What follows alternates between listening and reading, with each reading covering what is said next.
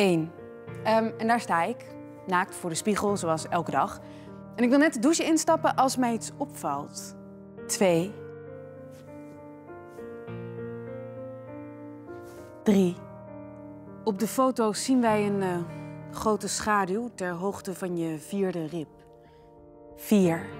Mesenchymaal chondrosarcoom. Maar u kunt me helpen, toch? 5. Als die chemo straks beginnen, weet ik precies wat ik moet doen. Positief denken, vitamine C slikken voor de weerstand en vooral vechten. Vechten voor genezing. Ik heb meer strijdlust dan een heel leger. 6. Yoghurt. Ik eet alleen nog maar yoghurt omdat dat lekkerder spuugt dan maagzuur. 7. De uitslag komt snel en dat is het goede nieuws. 8. Ik wil zo lang mogelijk nog volop genieten van de kwaliteit die ik nu nog heb in mijn leven. En daarom 9.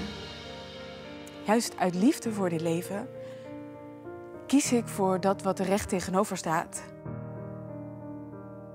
Nu.